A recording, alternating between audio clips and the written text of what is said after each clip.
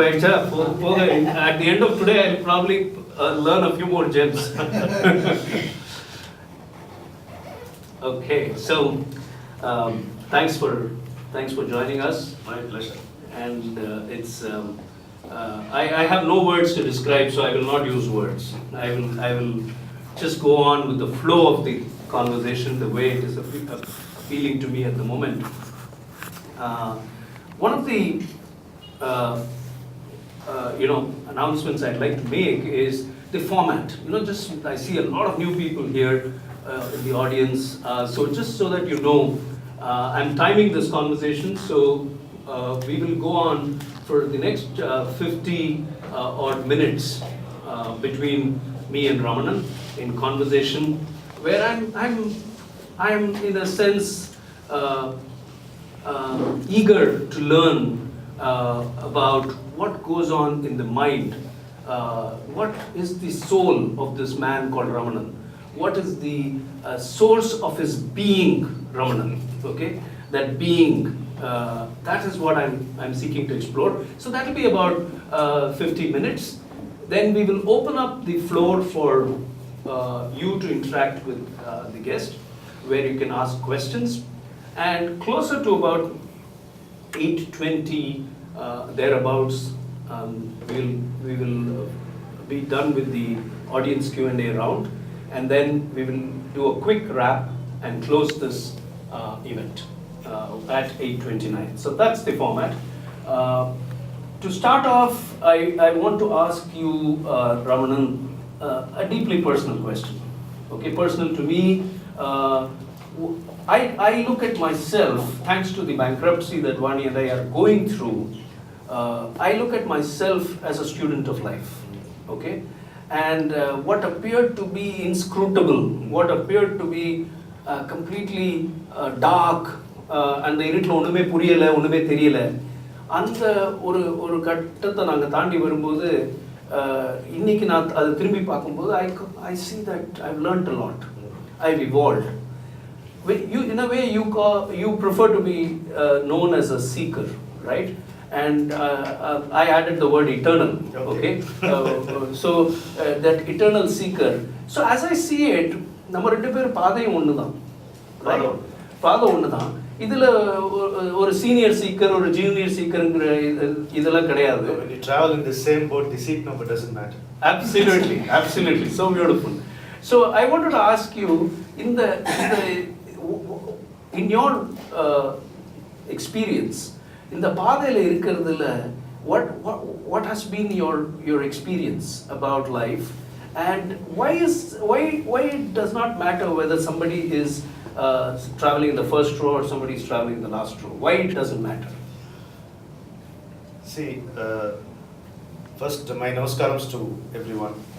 Yes, எனக்கு இந்த program ரொம்ப பிடிச்சதுக்கு காரணம், I don't have to prepare anything for it. In the August, I think I did about 14 programs already, 14 or 15. For the first time, I'm so relaxed.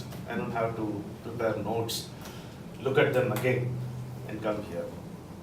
You are my notes. His questions are my notes. Very good. We travel on the same path. Let there be no doubt about it. Whether you consider yourself a seeker or not, we all travel on the same path. But the journey differs from person to person. Even if you and Vani walk on the same path, hand in hand, your journey is individualist. That differs. But the joy is there is no junior or senior here. You're not going to create anything. You're only going to see what is already created. So how does it matter? Whether you visit New York today and I visit New York the day after, how does it matter? It is already there. We are not creating. As simple as that. Fantastic. This is the simplest explanation I have had. So in a way, the Kekra KV more for validation of my own learnings. I've often felt that. But then when you see the world outside and the way people make pretensions. ஒரு பெரிய ocean. எவ்வளோ myriad forms, life forms in that. அதில் எது junior senior? Whether it's a tiny fish or a blue whale, it cannot live out of the sea. Isn't that the simplest understanding about life that many people miss? So வெளியில இருக்க உலகத்தை பார்த்தோம்னா there's so many pretensions out there, and when you come on this path you realize that all those are mere pretensions, and the true celebration of life is in this understanding. Yeah. So a lot of what we are discussing just now, what you just described about the small fish and the big whale and the ocean, isn't this what spirituality is all about? In the understanding? So I have another pointed question there.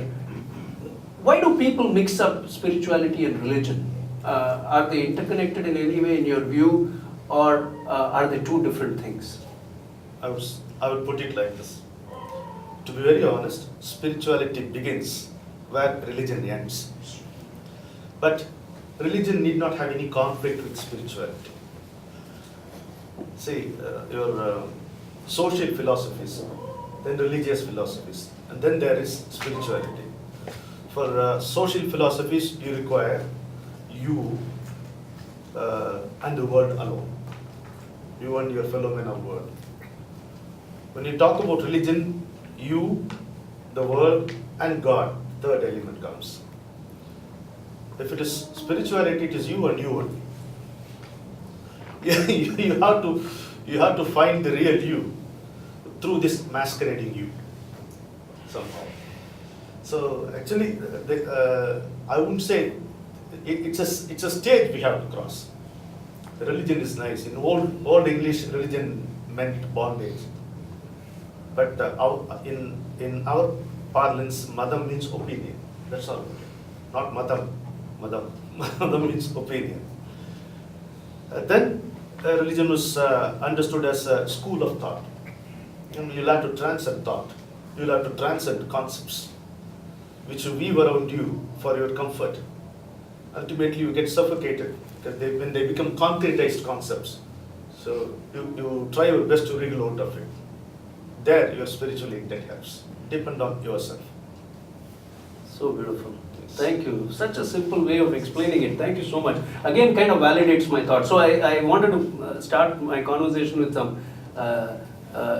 with some deeply personal questions that I've been itching to ask. Am I audible? Yes. Very clear. So I feel the way I look at it also is very similar.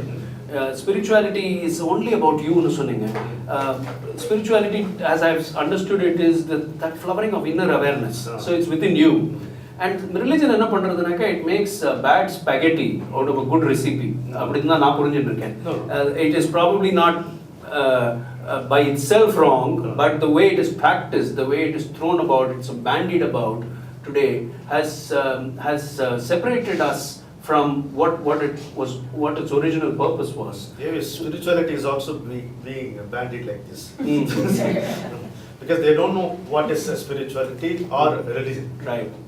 So religion is for your comfort, order in social life, to add, to introduce some sweetness in the other way, in an otherwise mundane existence. See, there are two things, Davis. One is life, the other thing is living. Now, what is life? Birth, growth, disease, decay, death. What's the big deal about it? But living is knowing yourself. Living is seeing you. Phone on silence. Living is knowing yourself. Living is trying to see you in others also. So that's why I would recall my masters what he would say, take life casually, treat living seriously. Take life casually, treat living seriously. So that's a spirituality. Beautiful. Thank you so much. Thank you. This is amazing, and this kind of sets the tone for how we're going to progress today. It kind of sets the tone. But let's go back in time. So let me ask you a question about yourself now. The part about you that where you've been creating something for over 5 decades now is poetry. And I want to go back. So when I read up on you, I saw on your website that your first poem, perhaps the first expression of poetry in you, happened around the age of 17. Yes. So I wanted to ask you, all of us have written poetry. I'm sure many people have written poetry. But there's a difference between poets who are closet poets like me, who have done it once or twice and are too shy to talk about it, and those that go out and express themselves openly. Okay. So, உங்களுடைய inspiration to start writing poetry எப்படி வந்தது அந்த வயசுல? What was the inspiration? Do you remember your first poem? And what has helped you sustain in that direction? See, I'll answer the second part first. When the bug gets you, it doesn't stop till you are finished. That's what poetry is for me. The first poem, I remember it happened in 1971, October. Okay. I don't know, I don't remember the exact words which happened, but it was like this. இன்றெனக்கு பிச்சை இல்லை எழுதிடவும் வகை இல்லை. I haven't received my arms today, Okay. so I can write anything today. That is how it was. That was the opening line of your Yeah, poem. opening. Okay. Okay. So then sustaining it was not a problem because I did not invite poetry, and I do not consider poetry as talent which is acquired. Personally, I feel that when I stretched my hand before Parasakti for a morsel of food, she dropped me a pot of nectar. I think this is getting very disturbing. Please. I think, can somebody turn off the device? Thank you so much. Yeah. Yeah, can you say that again? Can you step outside and pick it up? The bomb, very well. See, sustaining this inspiration was not in my hands. Like poetry entering me was.